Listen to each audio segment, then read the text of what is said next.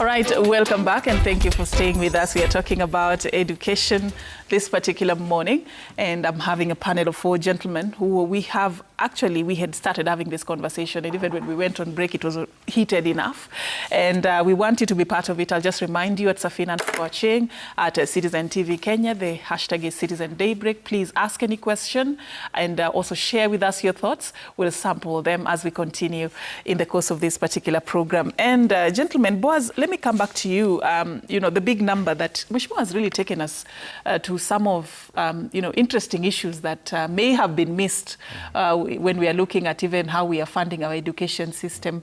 But I'll take you back to the big number, 700,000. Who are out there. Who are out of school. One would ask, why? What seems to be the problem from where you sit? Thank you. We start with the statistics that from the government itself was given to UNESCO. Before the transition, we had 2.5 million children out of school. Pouring an additional 700,000 would be taking us back. That's why we must do each and everything necessary so that we have all these learners in school. And I'm saying so because here is a case where we find ourselves in a situation where the learners themselves, many are still not sure whether they live and go. I would have started by rendering an apology to them. And I would have asked that the leadership of this country also renders apology, but also takes decisive, rapid action to ensure that they are in school. Because one, many of those students are completely lost because they are wondering where will I get the money for the entrance fee alone. Within the entrance fee, they are admitting people still asking for admission charges and all. The basic civic education that has been going on, they know that education is a right under Article 43 and 53 of our Constitution. And that basic education is supposed to be free and compulsory. So maybe many of them were wondering, how come then that freeness? When I talk of free, it means the government using our taxes to ensure that in school. So maybe many of them did not get that opportunity really to be told how much would be shouldered by the government and what are you expected to put in place to ensure you go in there. Two, there are also cases of you saw the placements which happened.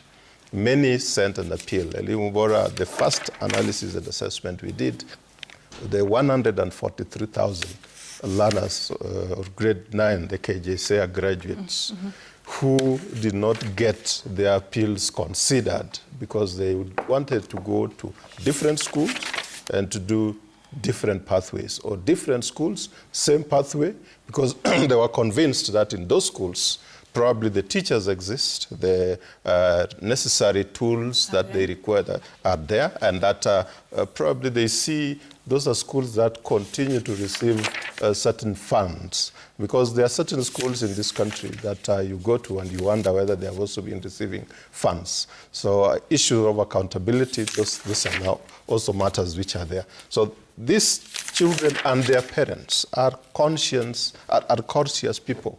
They understand what they want. But I would say they are being let down by their government, local leadership, but right from the top. Because if the top leadership was reading the Riots Act, we'll be having all children in school now. We'll not be having the funds that are being given to schools being pilfered or corruptly used to pay other things. We would not be having TSC sitting unaware that they are supposed to be helping us to develop the teaching fraternity, the workforce required to deliver on these learning areas. They would be listening to what KICD is doing regularly, because KICD is that's Kenya Institute of Curriculum Development. They review the curriculum, they tell the schools and the ministry, in this case, like I think they've been doing what they're calling rationalization of subjects. Yes, they would be dealing with this decisively, and then TSC would be picking it up to prepare adequately so that we have those number of teachers. And in case those teachers are not there, they can advise the national government. Are you suggesting that there's a disconnect in terms of how all this is being... This malfunctioning and the lack of coordination that we are seeing is mind-boggling. And you actually wonder, what are these agencies doing? And the officers who are in their positions, what are they doing? If they are not fixing these things, who should be doing that? They should not be complaining and lamenting like us. All right. And even as we do not lament, we give them data and information to advise. But they should be picking this, they should be planning ahead, they should be acting on them and ensuring that the children understand the transition from level 1 to the other. Right now, you know, junior school, people might think that it has been fixed. It's not been fixed. You've just moved. We still, now these are scars, multiple scars. Now we have a major scar in the transition to grade 10. I'll come back but to the previous ones, you know, you're saying those ones, we can still look at them in a different way. All right. So we must address this comprehensively. Dr. Gaido, who should sit at the driver's seat when it comes to a journey as crucial as this that we're embarking on, the reforms journey in the education sector? You know, there's been concern. We have experts, we have researchers, we have... then we have the politicians, but we don't know who is driving this agenda. Then we have parents, the stakeholders, the policymakers. Who should sit on the driver's seat? Who should we listen to? Thank you very much. We are all stakeholders. We are all stakeholders. And we should participate fully in ensuring that it works. Sometimes I wonder, at what point would one say, I resign, I have failed? Because you sit in the office, you are somewhere, a responsible person, and we are saying 700,000 students are not able to go to school. And you're still in high office. I think sometimes you need to take responsibility. The moment you have been given a responsibility, say, as a CS education, you should be able to steer the process. To steer the process such that in any case you have information. You have information coming from researchers, you have information coming from the media, and yet students are not going to school. Therefore, the entire ecosystem must work. Politicians too must be involved, and they must put resources that are in their pocket, in their constituency pocket, into development. There's somebody who said that what can you do a mere 100 million? And I was like, I wondered whether 100 million can be called mere 100 million. That schools, you're not able to do schools because you only run a mere 100 million. So these are the things we need to take responsibility from the leadership. As one colleague said, that we seem to leave everything to the president. It's unfortunate because the president has devolved a lot of job to the CSs and to officers who are in the ministries. It is, therefore, upon the president to crack the whip and make it happen. We need to ask ourselves, what magic was happening when he used to talk about 100% transition? What is happening now that reporting is a problem? Yes, Mheshimiwa Sosioni talks about choices, that people are choosy. But I think choices are welcome. And therefore, if students choose to go to specific schools, they should not be denied. We may not be able to force them to go to specific schools because at the end of the day, choices, people have a right to choose. But you need to ask yourselves, what happened to the 100% transition?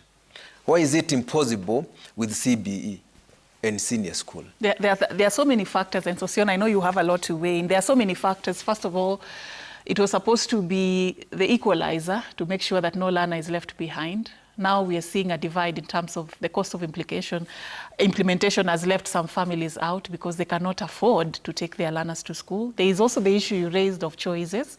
In as much as you may think it's delaying the learners from going to school, this is a matter of your future. You're deciding the fate of your future, how it will be like. If you're forced to go to a nearby school that maybe perhaps does not offer STEM and your career path is inclined to STEM, why wouldn't you be then given a chance to choose like Daktari?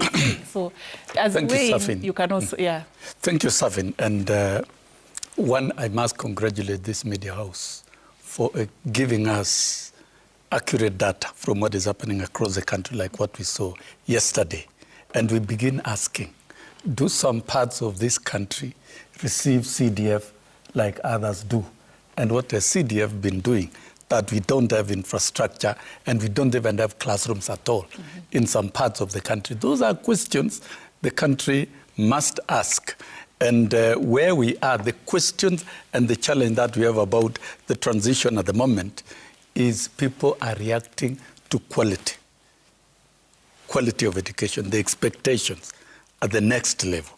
And you see, we cannot begin asking that question now. We should have seen through the design stage of this curriculum when it was being rolled out. And I wish Boaz and all of us discussed at that time. And remember, I really came out very strongly to talk about the teacher preparation. Were we ready as a country? Did we train enough teachers? Did we take the curriculum through the necessary requisite professional steps? We did not. Did we prepare the infrastructure of our schools to accommodate this curriculum? You know that. We did not. Now we are beginning to talk about it in 2026. Now let me say about... Who is on the driver's seat? Because how come we in this mess? Let me come to where we are at the moment. Yeah. And to me, I'm satisfied with the review processes that have been undertaken in the last couple of years to correct the mess of CBC. Otherwise, this country would have been worse off. But then Kenya should focus on delivery of quality education in all schools, not some schools, all schools. And when we talk of quality, a school must have quality teachers. A school must have quality teaching and learning tools.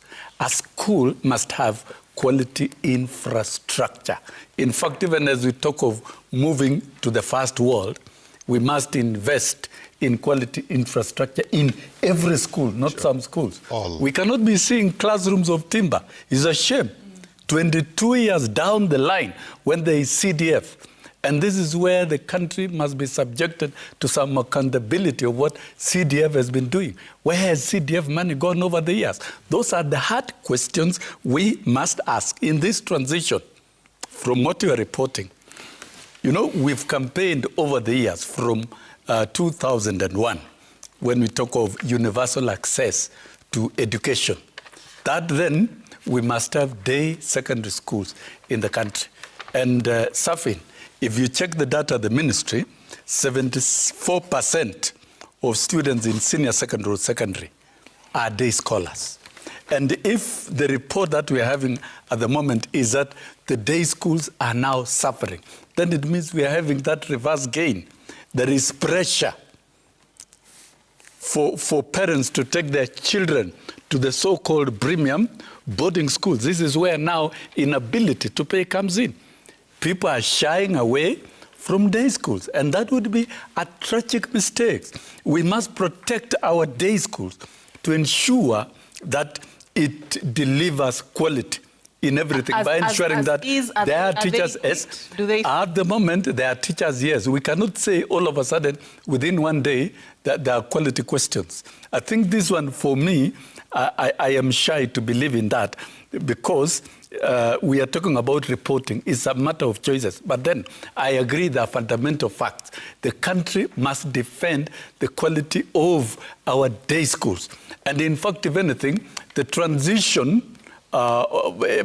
in terms of day scholars should even be going beyond 80%. The country should be deboarding. That is how to make education accessible.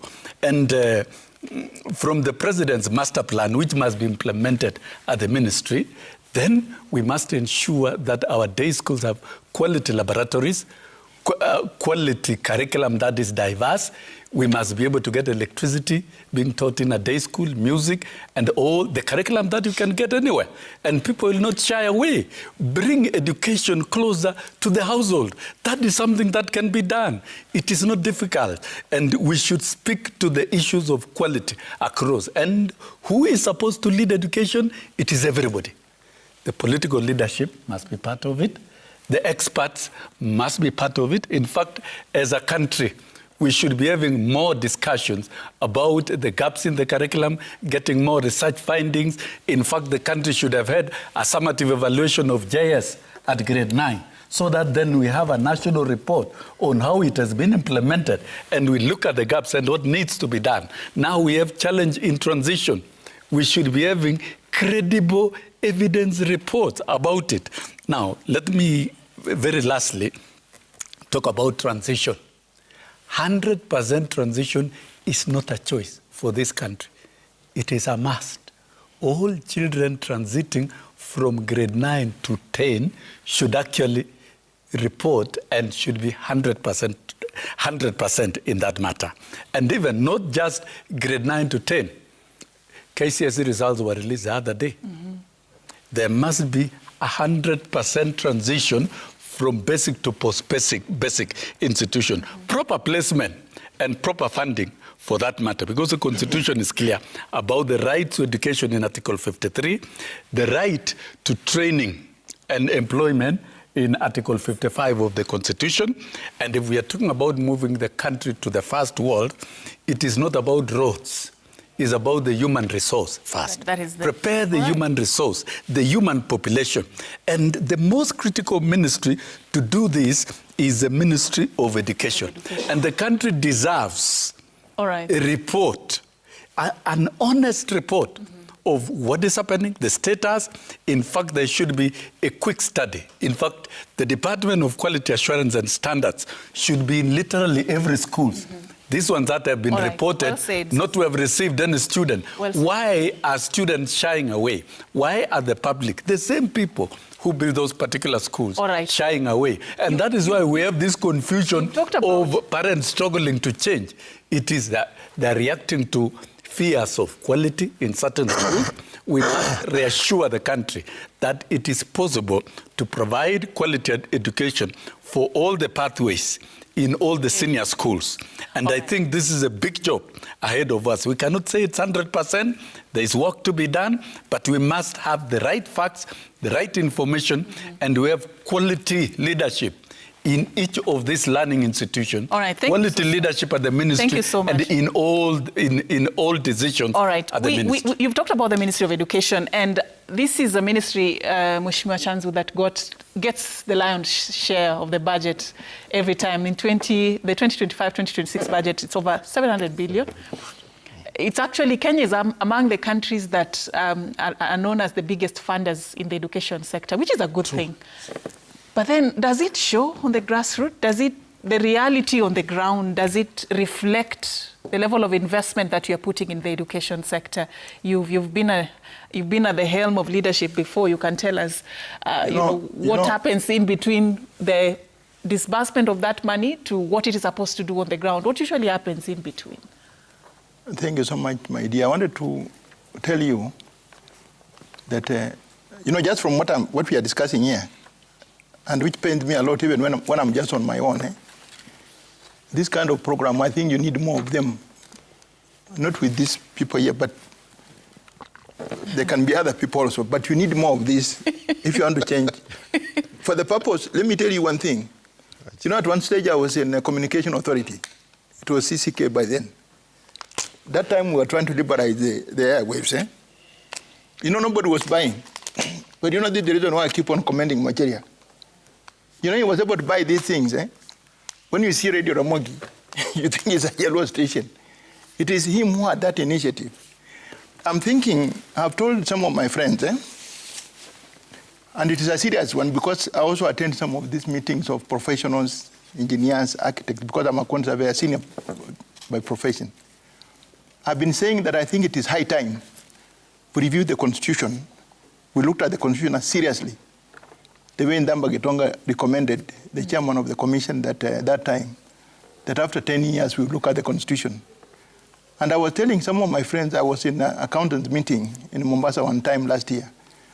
I was telling them that in future, when the review comes, this thing of sitting and saying that because Sophie or so-and-so has looked at it, with us we don't want to look at it, that is okay. We should stop that thing. Because, you know, we don't want to challenge the prerogative of the president, because I understand very well what it means. You know, the prerogative of the president to have these people like Minister for Education and so on, that is his prerogative. But surely, just like my brother said here, when will it one day somebody can tell the president that I think this thing you have given me, just like somebody brings me here tea, I say, no, I didn't want tea, I want coffee. And we are able to do it. Even Afoli is able to do it. I want to give an example. He just whispered to me something. You know, my brother Mulkomen was made Minister for Internal Security, and what he did one time, I really commended him. He came even to Vihiga, we had meetings. You know, he was meeting chiefs and assistant chiefs, and even the police people. You know, that is a sense of a way of motivating them. When you come and call them in an area and then you meet them, you know, there is the issue they call recognition, you know, in motivation. So you motivate them. Even when this thing has come up, the Minister for Education, I have not seen him even going to schools just to go and see what is happening. I have not seen. And I've just shown him this because, you see, I like the way he thinks. If you look at the Standard today, this is the issue that has been burning. It is boiling to EACC. You know, what maybe somebody like you, but you are in the media and I think you may understand this. When we came up with these independent commissions, which are supposed to help, like when we talk about recruitment of teachers and so on, the idea of that time, you know, we were fighting the center. You know, everybody was thinking that the president who was there had clung on power too much. So the best thing was to remove some of the functions he was doing, and then we put them in independent commissions. Today, these commissions are there. They are on, I don't know what you call it. Is it permanent or something? Yeah, independent. Somebody is on a commission. You know, what we are seeing, we have talked about it. Somebody is on a commission, say salaries or something. He's earning a lot of money, he's having a vehicle. But you know, it's not a full-time job.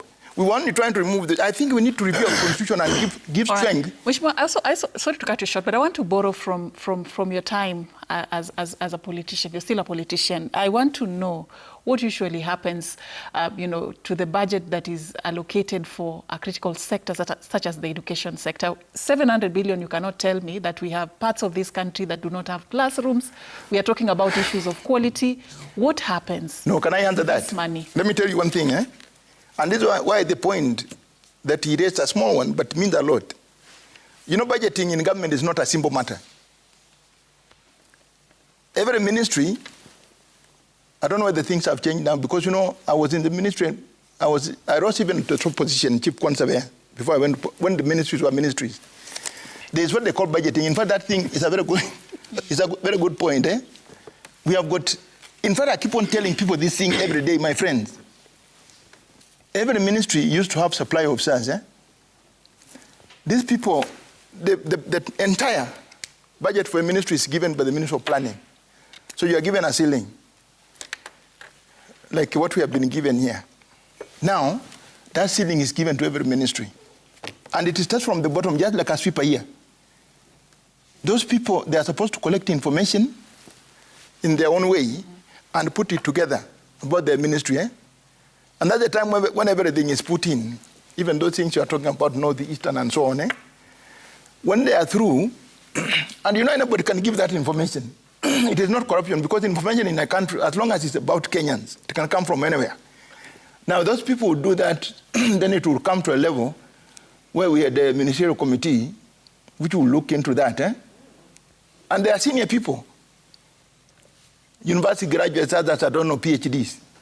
They'll look in that ministerial committee, ministerial advisory committee. They'll look at that. When they pass it, they'll take it to their PS, because it was headed by somebody like a deputy secretary. The PS will look at it. When he's satisfied, they'll take it to Treasury with desk officers. They go through all this. And, I can even come myself and say that, if I'm there, I can say that Mheshimiwa Sosoni had said that they needed this in their place. You put it there. This information is the one that is brought now later on from those desks, and then is taken to the PS office, they brief the minister, and then they go and brief the president. That's how it comes in the budget. So you cannot run away from it. So this is what I'm saying. And by the way, this thing does not only affect education alone. In the absence. You are lucky because you come to the office early. But if you go and find where there's traffic jam, and it should not be there. And somebody like an engineer, who is an engineer, let me just finish this. Somebody who is an engineer wakes up in the morning, goes to the office at 8. The wife and children are saying engineer goes to work. He sits in the office from 8 to 1, goes for lunch, comes back at 2, leaves at 5. They can't even come back to come and see what is causing traffic jam. So that thing of education, I think what I'm saying, it is high time, now that we have got this information, for us to look at the constitution, because the kind of people you're having, even right now, I don't know you yourself, you have been in this politics of this Minister of Education, the ministry cannot even just go out and get this information. Okay. Mheshimiwa, thank you for your thoughts. Maybe there's a question he has not answered. Yeah. That's a question of what happens with this over 700 billion that is loaded into education, and yet we are where we are. Yeah, but this is what I'm saying. The people in the ministry, they are failing. Are there leakages? Are there leakages that, or some is the money distributed unfairly to some institutions? Because how the ministry... Some institutions are more funded, or is it that we have very heavy recurrence expenditure in terms of salaries? But even where does the money go? But even just a small one, But even that, even if you deal with administration, let me tell you, the money of CDF today is a lot of money. It's a lot. It's a lot of money. Can I tell you one thing? When we didn't have CDF, and I was able to do Harambe, when we started, I think it was about 36 million. Today, CDF is about 170 million. Like if our constituency, like Vihiga, if you took 70 million and put to these children, they all go to school. Correct. I was able to pay fees. I was able to pay fees that time. Many years back, I was able to pay fees, 30,000 shillings for girls and boys going to Alliance and Maseno High School. And they are there now. Some of them are even now getting married now. So the money is enough. What I'm saying, our institutions, let me just give a small point. Yeah. The reason why CDF is not working, and I think because of time, but I just want to finish to cut you short. I want to tell you the reason. Just a last one. Allow me to cut you short. Just a last one. I'll come back to you. We still have, No, so that I can clear this. Okay. CDF, why it is not working is because of the way we appoint the CEO and so on. It's also appointed by Parliament. We need to remove those roles from there and have independent appointing, because when we tell them to go and check, they don't go and check. Because they are fearing if they report on the same MPs, they're the ones who are going to appoint the CEO. Ama? Ama namna gani? Thank you. That's a very interesting. Both of us have been parliamentarians, and those are facts. Very interesting. You have experience from inside and outside. Yes. So there are certain things which, even as we keep repeating them, should be put in perspective also. Yes. And we've had the comments out there about milioni mia moja ni nini, That mentality, we should interrogate it, because they see the billions being looted every day. I think it is on record that the fourth president, Uhuru Kenyatta, said every day in Kenya, 2 billion is stolen. Yeah. So now, if it is just a mere 100 million, I mean, if they're stealing 2 billion, what is this? Two, the funds we are talking about, we must also be specific, including the capitation to schools. We've been having this capitation to schools for quite some time, more than 10 years. And the capitation, if you were to look at what should have been the amount transmitted, you start from the top. Is it being transmitted fully, in time, within a budget that is presided over by the BOMs of schools? Is there accountability on its use? Or some schools are using 500,000 to construct beautiful classrooms, and others are using 2.5 million to construct empty and deplorable halls.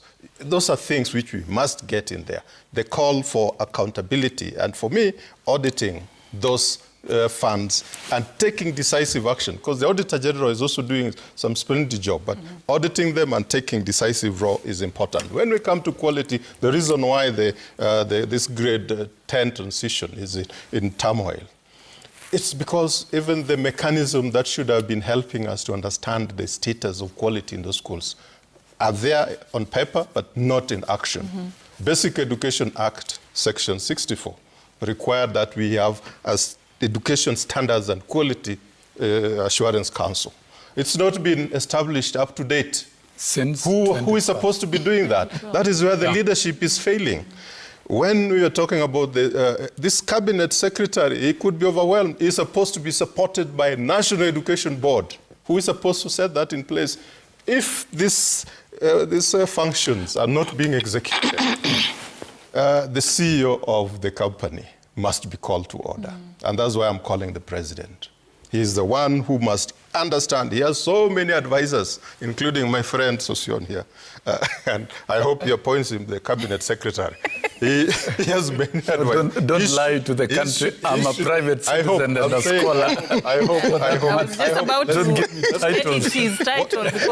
What we are saying, let the institutions that were established by the Constitution and the law work.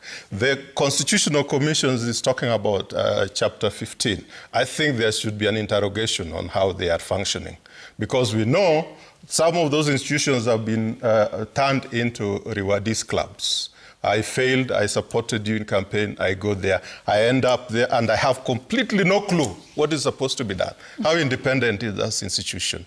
The independent officers which have gone through rigorous vetting, you see some of them are doing splendid job. The controller of budget, the Auditor General. So we require some modicum of reason and sobriety, and ensure that also the leadership is put to account, not giving us garbage and expecting us to make a meal out of it. Because when now they tell us, can you go? We've given you all this, you have work all over. Just the other day, as the education is at Crossroads, as we're seeing, who issued a media brief on the number of students who are still out there? That was the ministry. Which ministry? It was the PS Interior. And you start wondering how is the coordination working? Who is the spokesperson of education in Kenya? Is that spokesperson speaking for us, or is fearful? He doesn't know whether he'll be holding his job the next day.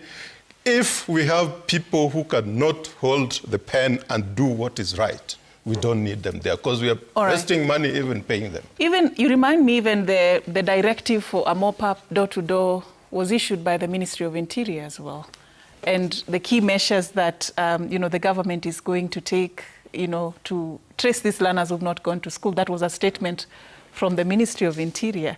But I want to hear your thoughts, Sosion, also on... Now, I think where the Ministry of Interior comes in, because the Ministry of Education cannot work alone, particularly on matters where you have to mop up children at the household level, in villages, check where they are, in labor camps.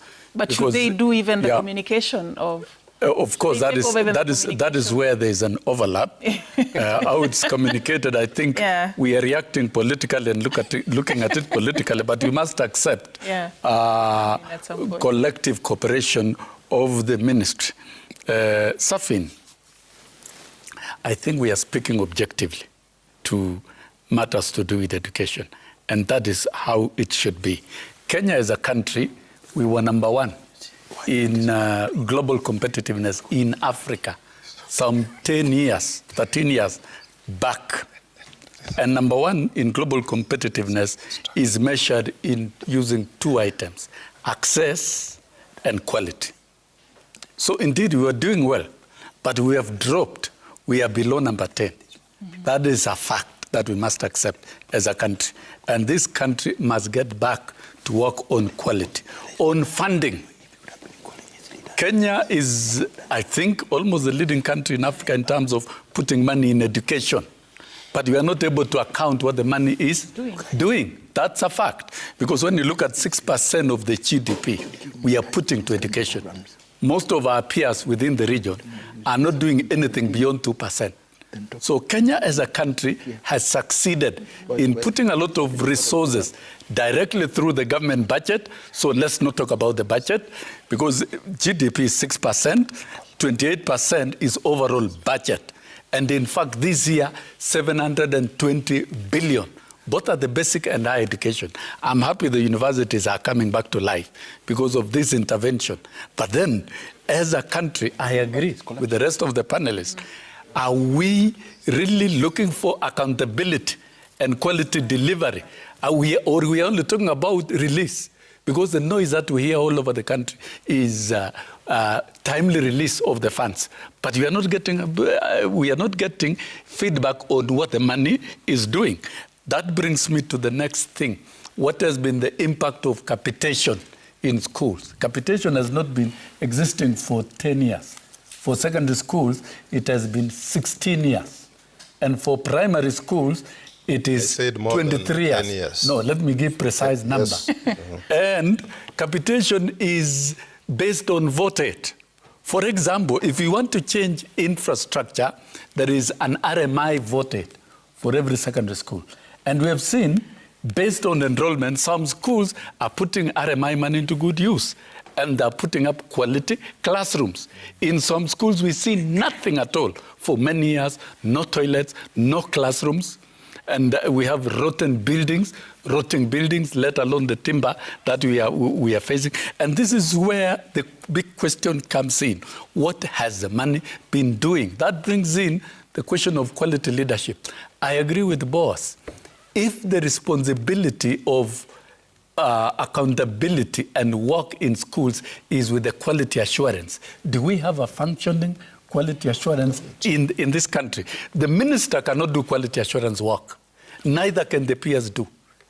Is as per standard practice all over the world. And we are wasting money if we are putting money that we cannot account, if we are putting money that we cannot supervise what is being done. Right. And supervision of education should be of high quality.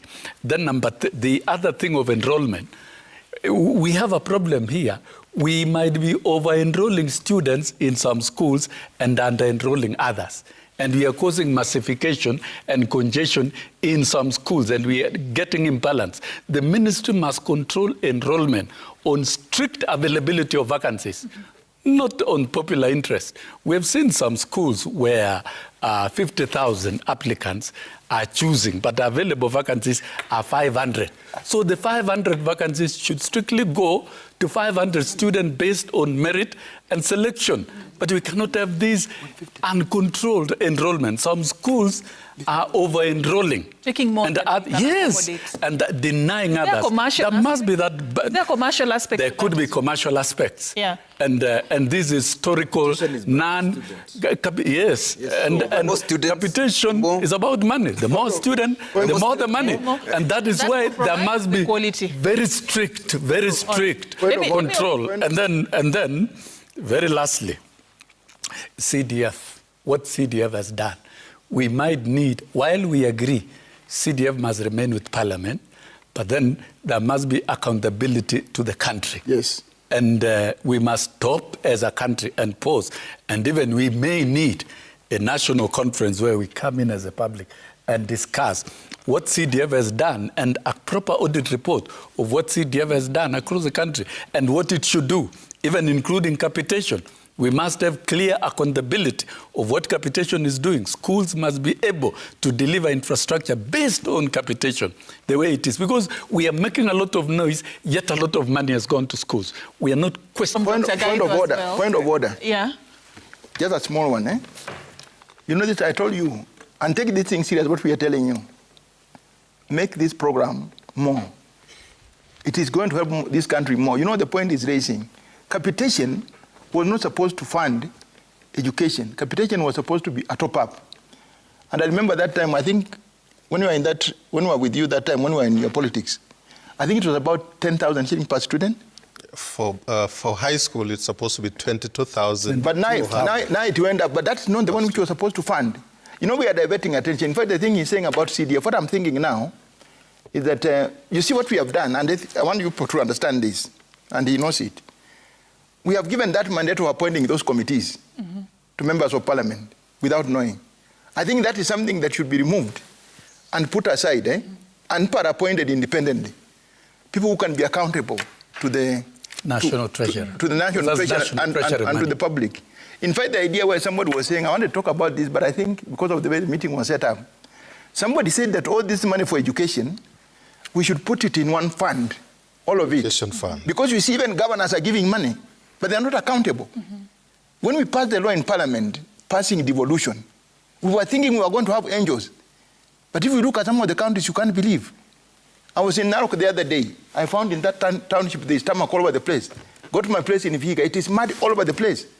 I think we need to remove these monies from those and put an independent institution which can be under the band ESCC. And this thing they call DCI must work. Not to go to those offices and take corruption and then they come back and say they didn't find anything. And close the file. Many reports have been made. So there's deliberate misuse of the funds that we put. Let me. The Auditor General, the final. I will not talk again. I'll give you a chance. The Auditor General. I'll give you a chance to give us. You know, he raised an issue. I'll give you a chance, but not now, Dr. Gaizo. The education system seems to be sort of like a pyramid. The reason why we've stayed on the basic education is because if we don't get it right, then at the top we're not going to get it right. Just recently, there was like almost 500,000 candidates who sat KCSE got, was it grade D? And we had so many E's as well. It speaks a lot to, the level of challenges that are existing in this level of education that then get to be seen at the top. Talk to me about what concerns you have, because you are the hierarchy, your institutions are higher there. Talk to me about your concerns, first of all, and your proposals on some of the reforms that needs to happen for us to be able to, when we talk about 100% transition, we don't need a pyramid, we actually need a situation where all learners are going up. Yeah, it's true. We need every student who goes to a classroom to progress. In fact, since students take the same exam and they're exposed to the same teachers who are trained, they should be able to prepare those students to conquer the exams and move to the next level. But of course, it does not always happen. There will always be people who may not get the mark. Personally, I say there's no failure in education. People don't fail. They just miss the mark. They just miss the pass mark. It's not failure. Now, we would expect to see more people coming into the post-basic education. We have seen every other year the numbers are increasing. For example, those who are qualifying to go to the university. This year, they were about 270,000. Last year, there were 240. So the number is increasing of those who qualify with a C+ and above to go to the university, which to me is positive, and it is an assurance that there's some good work is happening at the basic education, so such that the higher education will have clients to deal with. However, we are worried about also the many who may miss the mark. If a student gets low grades, it means that they are judged.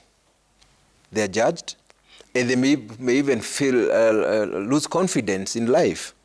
So we need to support them, and especially through the TVET institutions. The TVET institutions are important because they are hands-on, but we also need to review the curriculum. We need to review the kind of exposure we give them and the question of relevance. The low grades that we saw, were they as a result of the fact that the learners could not, get the mark, or there are other factors, underlying factors that probably we should be talking about? Of course, low mark will depend also on the exposure. One, do those students even have the facility, the infrastructure? If it is labs, do they have the labs? You've just shown us where students are asked to imagine a computer, to imagine an experiment, you know, and yes, they'll be expected to write an exam. Yeah. To write an exam. So obviously those ones are already condemned. And I think we go to what has been spoken here loudly, quality. Every school that students are being exposed to must have the basics. If we cannot talk about physics being taught and the theory part is never exposed to the students. Yet those students will be given a practical exam. They will obviously fail. So we also need to ask ourselves about the preparedness, the teachers, the training of teachers. We have seen a case where we've just seen a school where they're saying they don't have teachers. They have only one government posted teacher. The rest of the teachers are BOM. And the BOM may not have the resources to hire qualified and quality teachers. And these are the ones that will support these students. So then it's a whole cocktail of challenges that we need to address. Thank you for that. So there's been this conversation around how the education has been the big divide, just what he has mentioned. You see this so-called C1 schools, the C2s, these are the schools that have the privilege of proper investments, they have the classes, they have the... Most teachers who are employed by TSC, they have like a large percentage of teachers who are already permanent and pensionable. When you go down to the grassroots, that's where you find the C4s, the schools that have a huge population of BOM teachers, schools that probably do not have the necessary infrastructure probably. I mean, do you think we are setting up children probably from vulnerable families for failure by the fact that we are probably investing more elsewhere? We must align education policies to meet global commitments. Equitable quality education for all. Equitable and quality. It speaks to that. That's a clear objective. We cannot engage in policies that create inequality. And the Presidential Working Party on Education removed the classification of schools from national, extra-county, sub-county. But then we've had, again, the C1, C2, C3, which is still classification. We can still have them existing in that format because the national schools exist for good intention to assemble the best from across the country to achieve the goal of national unity. But then, in terms of quality, all schools can actually be prepared to deliver so that a child who is admitted to Alliance can even choose to attend a day school and still access the same type of education. We are not going to remove our schools today, and we are not going to change them overnight to look the same.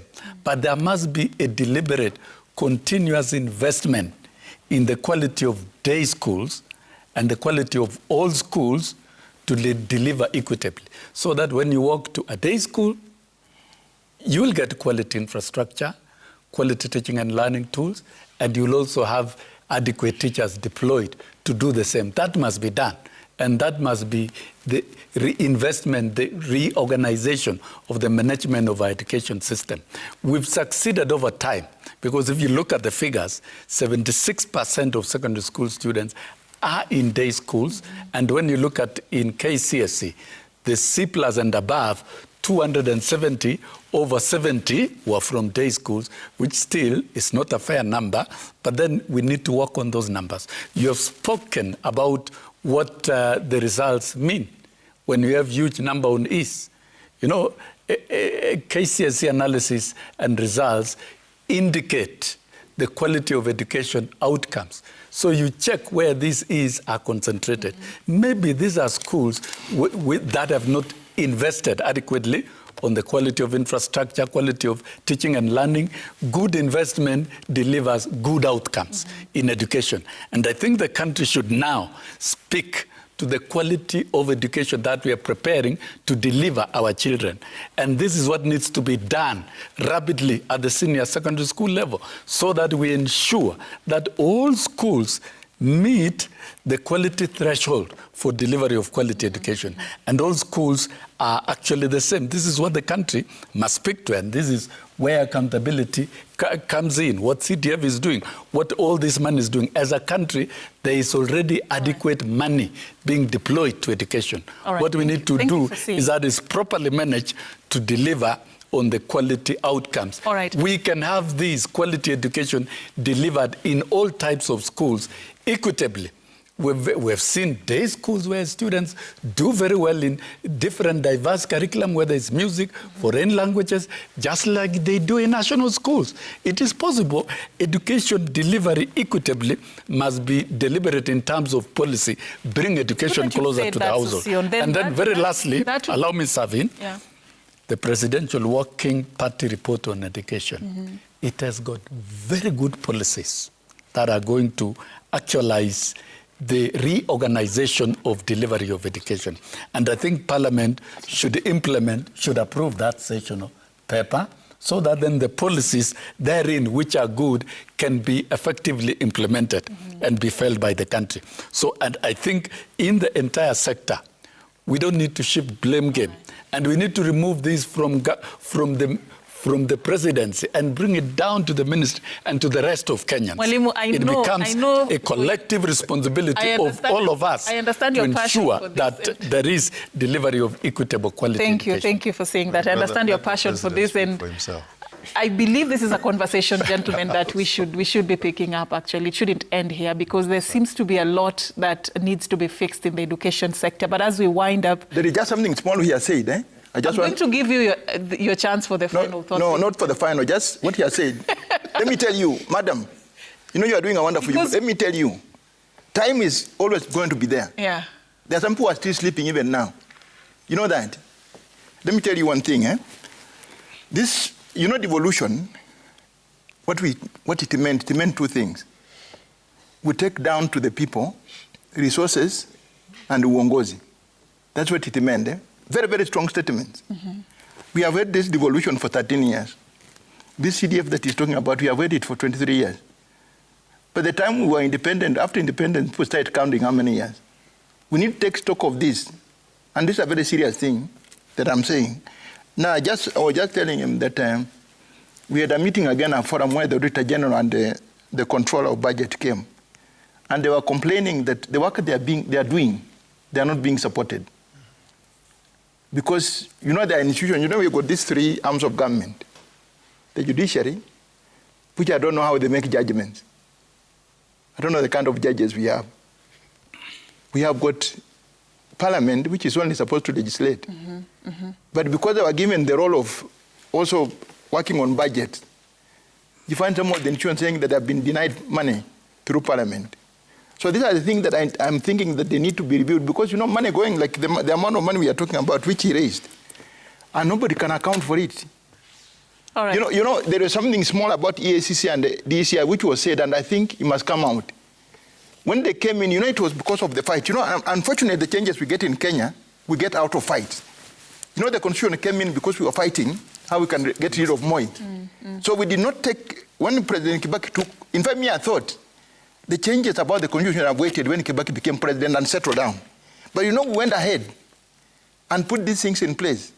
So we didn't take, we were basing, and that's why these commissions are not working, because they were being put in place to reduce the presidency.